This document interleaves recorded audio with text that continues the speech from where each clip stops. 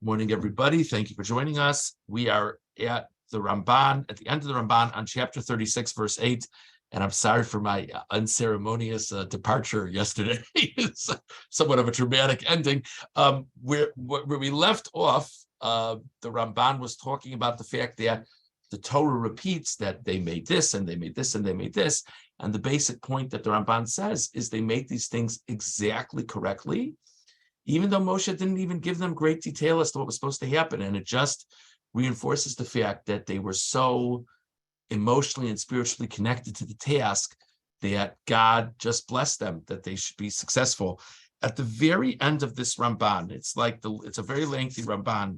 It's like the last 5 lines or so of the Ramban on Pasuk Ches. The Ramban says, V'al haklal, kol zeh derech hiba v'derech mala. But just generally speaking, the repetition of all these things that were made is a way of showing God's affection and a way of showing God's esteem for the Jewish people. Lomar, that is to say, ki chafetz Hashem b'melacha, that God was desiring of their work, umaskir osa b'toraso pa'amim rabos, and God mentions the work of the Jewish people many times, laharbos schar laoskim ba, to increase the merit of those people involved with it. I'm there's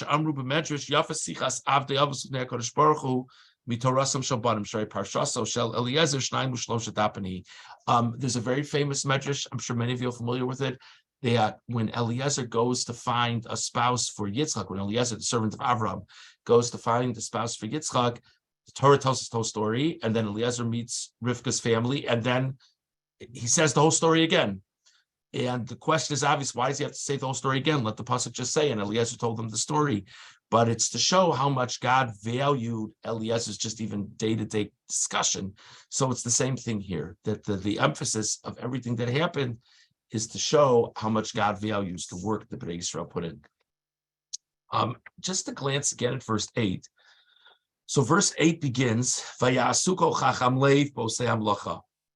In the plural, all of the wise-hearted people built the Mishkan. Okay, now if you skip ahead to verse 11, it says, Vayas lulos tchelas. He made hooks. Verse 13, Vayas chamishim karsei zahav. He made. 14, Vayas, he made, and so on and so forth. So there's not one person who made all this stuff. You know, you could say that the he is Moshe, but it doesn't mean he actually made it. It means that he should get credit for everything that happened. But it's an interesting shift between they. It seems that verse 8 is the real story. They made it, the artisans. But then the subsequent psukim, which talks about the specific things made, says it in the singular. So one approach is to emphasize that Moshe Rabbeinu is sort of attached to all the actions. But now there's another approach, and that's in the Orach Chaim. Orach Chaim and Pasuk Ches. Vayasuko chacham leiv. Perish. Hagam shehaosim rabim he. There were many people involved with these activities. Afal pikein, even so, haisam lacha nases kilu asa adam echad. It was done as if only one person did it. In other words, the message of saying it in the singular is everything looked like it was done by the same person, even though many people were involved. The intent with that is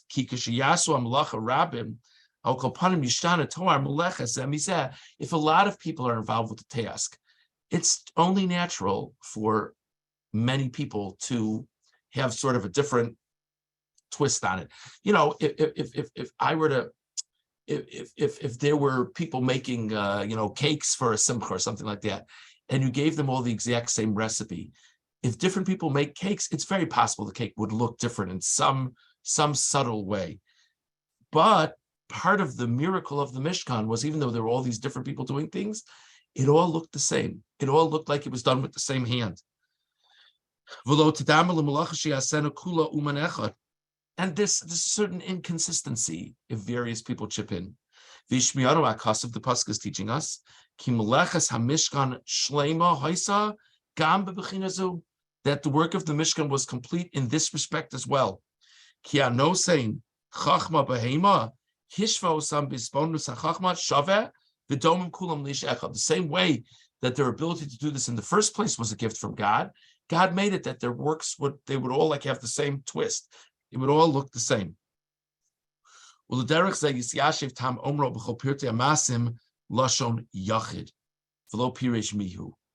Orach Chaim says that's the reason why when it goes through the specific things made, it says it all in the singular, and it doesn't say who made it. He made it. Who's he? It doesn't mean Bezalel. It doesn't mean the chief architect. It's not like he made everything. That couldn't be. And if you had any doubts, says the Orach Chaim, when it comes to the Aron, it says Bezalel made the Aron. So then, if there's something that Bezalel actually made, and it says Bezalel made it, that means all the other places where it said he made it isn't Bezalel. So then, who is it? The Orach Chaim says at this point, it was as if one person made everything. But the real answer is it's this verse in verse 8, that everybody did it. But it all looked the same. Next, Orach Chaim, Chacham Leiv Bosei Amlacha. So it talks about the people wise of heart in the actions. Ulai sheyirmos shebeemtzos asiyasam hamlacha ubasibasa nasu chacham lev. Maybe the hint is that through doing this work, they became wise of the heart. It's a very interesting thing to think about. So the language in the pasuk refers to them as the people wise-hearted in doing of the work. What do you mean, the people wise-hearted in doing the work? The people wise-hearted did the work. What do you mean, in doing the work? So he says maybe the pshat is that what gave them the ability is the fact that they did it. The fact that they rolled up their sleeves and says, we're going to do this, that's what merited this unique ability. It's a sort of interesting circle to think about. Okay. Let's move on to verse 8. No, I mean, yes, verse 8, but chapter 38. I knew there was something different. Chapter 38, verse 8. This is, of course, a double parsha this week. Chapter 38, verse 8. At the very end of Vayakheil.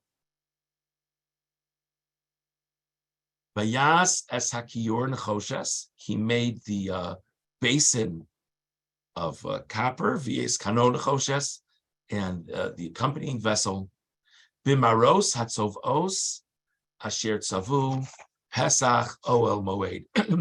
Literally translated with the mirrors of the women of the legion that gathered by the entrance to the Oel Moed, so that this basin used for washing in the Mishkan was made from mirrors. Okay, what's the significance of mirrors? We haven't said the other things. We just said people brought stuff. And here we're emphasizing what the materials were used for originally before they were donated. And what's this language of tzovos, the women who like amassed by the opening of the Oel Moed? It's an interesting thing. So if you look at Rashi on Pasuk Ches, Maros HaTzovos, Bnos Yisrael hayu biyadon maros, sheroos bahen kishein miskashtos. The women of Klal Yisrael had these mirrors that they would look at when they would be beautifying themselves. V'av osan lo ikvu melahavi l'nidvas hamishkan. So they took these mirrors as donations for the Mishkan. Vayamoes Moshe bahen, b'breisha suyim li'etzahara. I mean, what does it mean they would use them in beautifying themselves? It means when they were preparing for marital relations to make themselves beautiful in the eyes of their husbands, they would use these mirrors. So they wanted to donate this. So Moshe was not excited about this. This is it's not for the Mishkan. This is a private thing, not necessarily the most elevated of things. Amallah Kadosh Baruch Hu Kabil. God said to Moshe, you should accept it. Ki elu chavivin olai min hakol. Because these are more beloved to me than anything else. Shal yedayim hamidu hanashim tzvaos rabos b'mitzrayim. Thanks to these mirrors, the Jewish women established many legions in Egypt. Kshayu baleim yigayim bavodas perech. Their husbands were bone tired. They had been working hard as Egyptian slaves. Hayu holchos umolichos lamachol mishte umachilos osam. Their wives would bring them food and drink. v'not los hamaros, and they would take these mirrors. V'chol achas roa atzmein bala b'mare v'shad laso b'dvarim, and each one would kind of put, this was before selfies, but each one would put herself and her husband sort of in the image of the mirror, and she would say things to him, Lomar, saying, Ani noam imcha. Oh, I think I'm more attractive than you are. But this was a way of sort of arousing them. Mitoch kach mevios lebalim de tava, and that was a way of arousing their husband's desires. V'niskakos lahem, and even though they were very exhausted and broken, they would still have relations together. Umis abros v'yoldos sham, and they would conceive and they would have children. Yiseu shenemar b'maros hatzovos. That's what it means with the mirrors of the ones who made the legions. If not for these women with these mirrors, Klal Yisrael wouldn't have increased in numbers. V'naseh hakior mehem, and it's no coincidence, says Rashi, that the basin was made from these mirrors. Shu lasum shalom bein ish leishto. The basin was used for bringing peace between husband and wife. Lahashkos mimayim shebesocho lemishakine labala v'nistera. The sota waters. The sota, of course, was when a woman was suspected of being unfaithful to her husband, and her husband was so suspicious of her that he would bring her to the base of Mikdash, and there were waters prepared, and the name of Hashem was placed inside the waters, and the waters would either bring a very bad punishment upon the woman if she was guilty, or bring bracha upon the woman if she was innocent.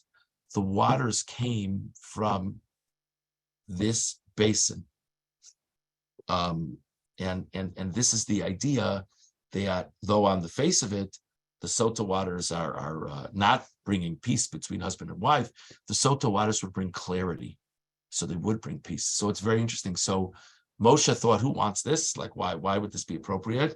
And God says it's good. And not only was it good, but they specifically used it for the item in the Mishkan that brings peace. Okay. Sorry. Okay. So let's just start the Kli Yakar on pasuk Ches. Vayasak yor nechoshes v'eskanon nechoshes b'maros atzovos. Piresh Rashi shakir nasa min maros hanashim. V'yesh shnei tamim b'davar. There's two reasons. Lama nasa akir min maros shel nashim. There are two good reasons why the basin should be made from the mirrors of the women. Tam echad hu v'shemin akira imashkin asotos. Okay, no nashim b'sayim b'asiyas akir. Lodia ki hema becheskas kashrus v'rotzim bebedikas akior achshiyodim ba'atzman ki tznuos hema. There's a very interesting point that the Kli Yakar is raising over here, that besides even just the idea of that the mirrors were used to bring to enhance relationships between husbands and wives in Egypt, and the sota waters hopefully enhance relationships. There's another point. You could have looked at these women in Egypt, and you could have said they're having all these children, right? That's what we have at the beginning of this book of Shmos, right? That they had all these children. And you would say to yourself, what are the odds that these women's husbands impregnated them? What are the odds? They're so tired. How likely is this?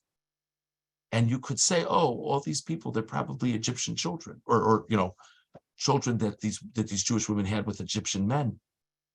And so the very fact that the sota waters are collected from mirrors donated by these people actually is a way of sort of certifying, so to say, that that's far from the truth.